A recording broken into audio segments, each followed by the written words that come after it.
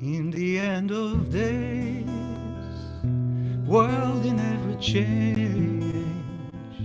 Clouds are hiding sun, night is on the run, till it turns around. All will pass away, nature of all things. What is born today surely dies someday. Now is time to pray. Hello, dear friends. Today I'm gonna tell you the story of Shambhala, which may turn out to be actually the real history of Shambhala as well. The source of this information is Alexander Paramonov, who in the past held high positions, special positions in the government of Russia. Currently is a member and advisor of a number of major Russian and international institutions, including the United Nations. And his treasury called, international treasury called Treasury of the Creator Ra, very recently, according to his own announcement, has acquired most of the physical gold on Earth, worth trillions and trillions. He also presents himself as the chief commander of the Order of the Hospitalier Knights, a lineage which, according to him, survived since ancient times without ever being polluted by the authority of any organized official religion. And if his titles sound curious, then I don't know what word to use for the information which he started making public literally since couple of days, very recently. If the revelations he makes, including very bold and precise predictions about the future, if all this is true, we are standing on the threshold of unbelievable, miraculous times. And unbelievable things will be unfolding in front of our eyes within the very near future, within the next few years.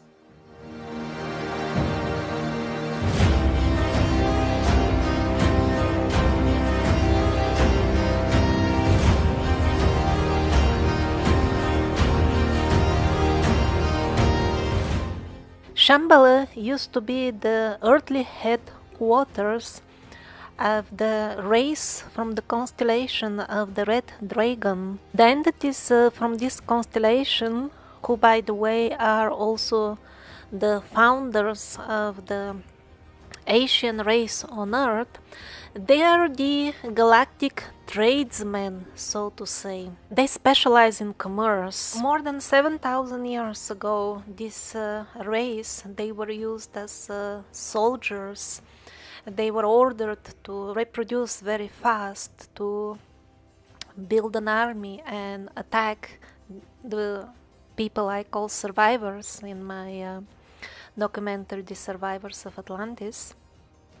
And Hyperborea, although the survivors of Hyperborea would have been a more appropriate heading, but anyway, people have not heard about Hyperborea, so the name of Atlantis was used as a clarification. And in the very beginning of the series, I specified myself that the myth of Atlantis is also partially based on Hyperborea as well.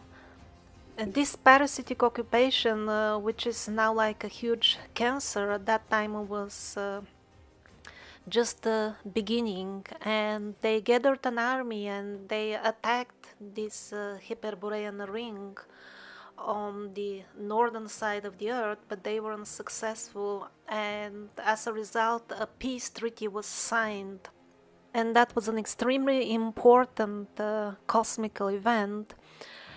And actually the Slavic calendars, that's why they began at that time, some more than 7,000 years ago, with this peace treaty.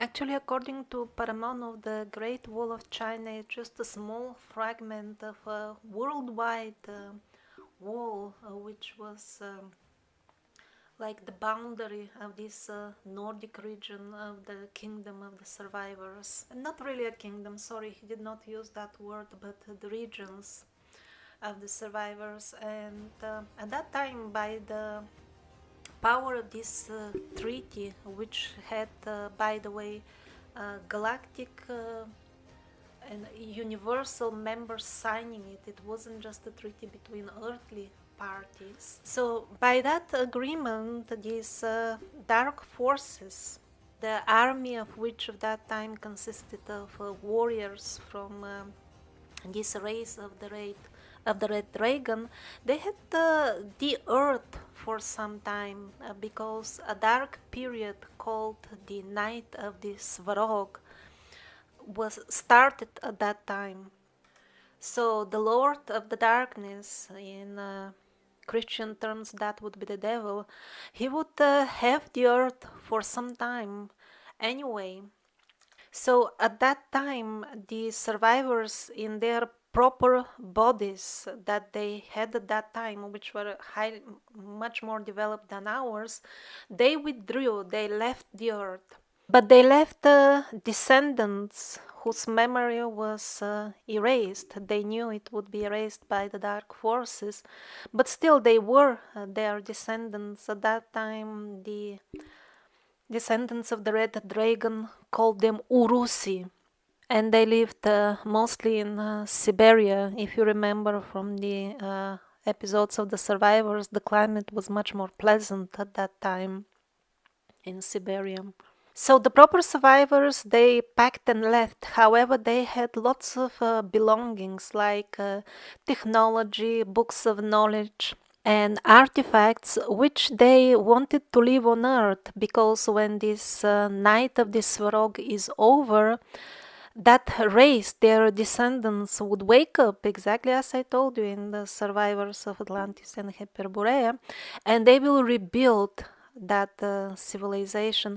But they would need these technologies and knowledge. That's why the Red Dragon traders, as part of the agreements, they had to keep this treasure, literally like treasure chests with knowledge and magic and artifacts in Shambhala, without peeking in them, without even opening them, because they were warned this knowledge is too high for you. If you try to use it, you will destroy yourself. By the power of that treaty signed in the Star Temple, the Red Dragon descendants, they could rule the earth, but they should keep that treasure intact, and when their reign is over, they should hand it over to the race which will be waking up.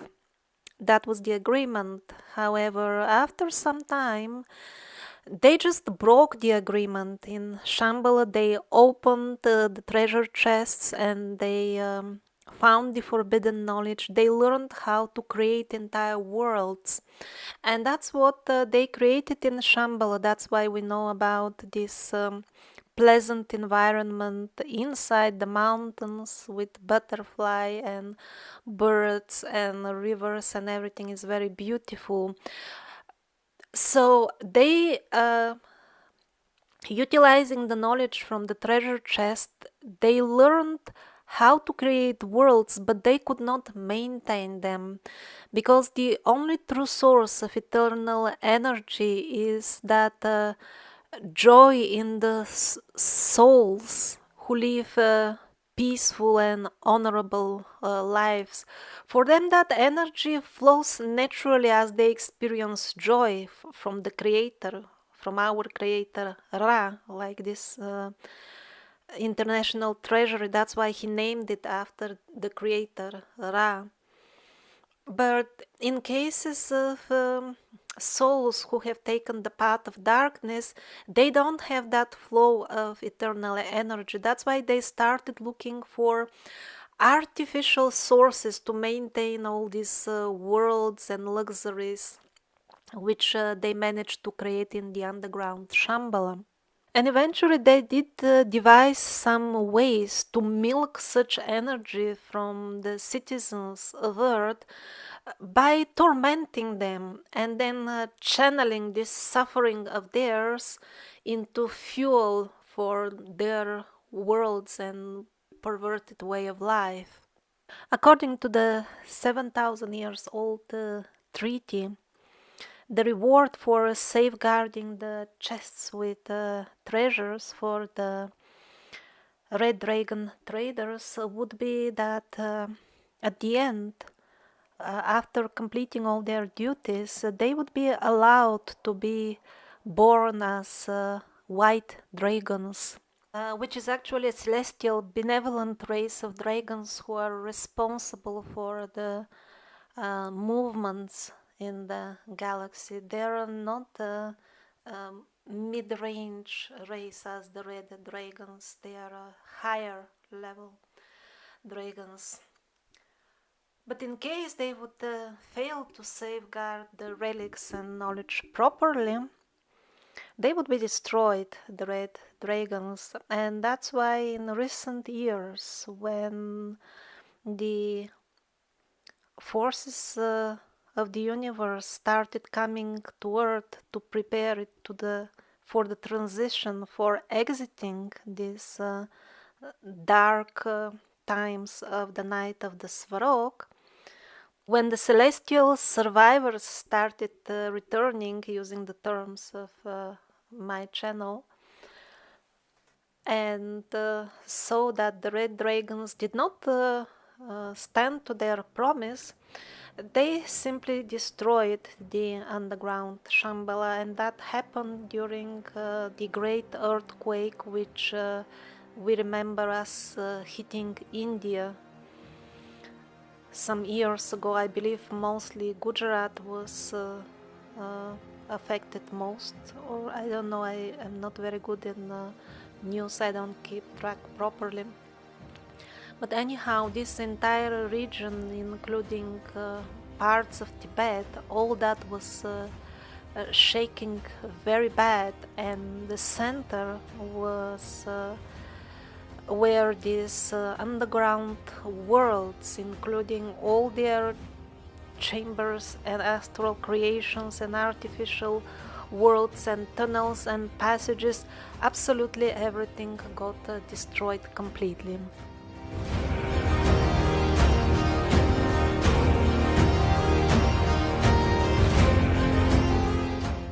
So that was the story about Shambhala, or the history of Shambhala. I don't know yet, but we're gonna find out soon if everything he says it's true. We will not have to wait decades. It will be very, very soon, within the next few coming years. And this story about Shambhala is by no means anything major, nor in any way a significant part of the knowledge he put out within the last few days. It's actually a short remark from one of the interviews. You can find the link in the description to that interview. And if Paramonov and the amazing things he reveals are true, then it makes perfect sense why my work on the survivors was cut off, like not in the middle, but towards the end. And a year ago I announced that I basically cannot complete that project anymore. The thing is, if the things are as he says, within 10 years, or let's say maximum couple of decades, the story of the survivors will be the actual history, finally revealed to the people by God himself in this case. And as I was listening to all these minor remarks on ancient history, because that is not his main focus, his main focus is removing this parasitic cancer in the current time. And all these remarks on history, they are just side marks. But as I was listening to them, and as I was getting surprised how well they correspond to the story of the survivors I was telling you, I was like, wow, it seems I did really well on my dissertation, even with erased memory.